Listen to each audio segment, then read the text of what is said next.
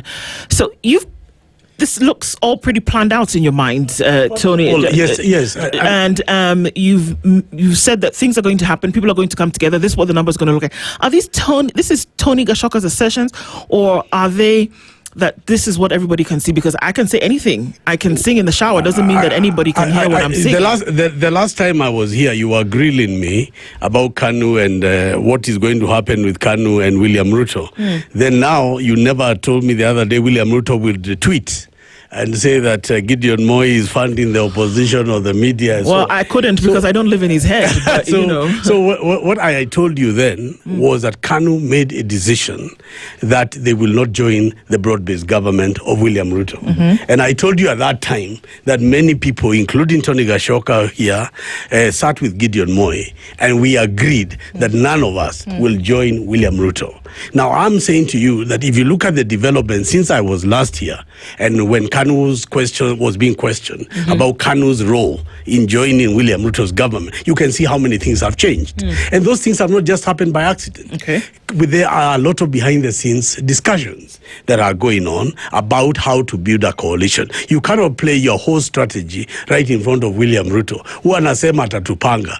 Sisi mgoje muone, nitawapanga hawa jamaa. Wacha niseme hapa SpiceFM, where William Ruto tutakupanga sisi. Sisi tunakupanga wewe. Kwa sababu yeye mwenyewe hajui vile tunampanga. I am telling you to be a force that you will never be able to handle. I am telling you the moment Kanu runs candidates throughout Rift Valley, 40 to 50% of Kalenjins will vote in Kanu. And will not vote in UDM. I am just also telling you the strategy so that you are aware. We are going to rock William Ruto even at home. And I also want to tell you today, when Irungu Kang'ata comes from Murang'a and says, I am supporting the opposition, I'm even a friend of Linda Mwananchi. Tony Gachoka of Kanu is running for governor of Nairobi in Kanu ticket. And he says, I'm also in opposition. Then there is Wamunyoro, who also says, I'm in opposition. Is it an accident that Irungu Kang'ata from Murang'a, Rigathi Gachagua from Nyeri, and Tony Gachoka on one side, all of us saying that it is one term? These are matters that are going on. What is happening is that these formations did not look like you could not predict Irungu Kang'ata would be Linda Mwananchi.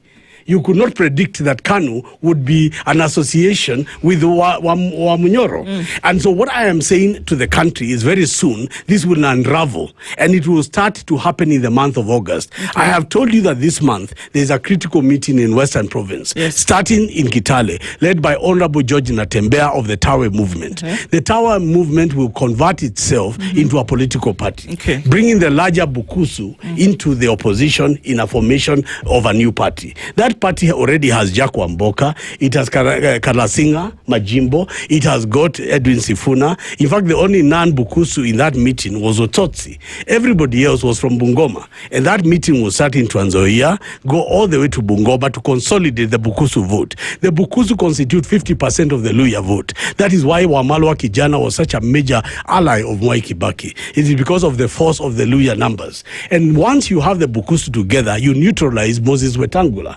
Now, that coalition is going to come together with all the other pieces it can assemble from ODM into Azimio la Umoja. On top of that, Ukambani then leaves ODM, which traditionally voted with Raila. It's now in the opposition.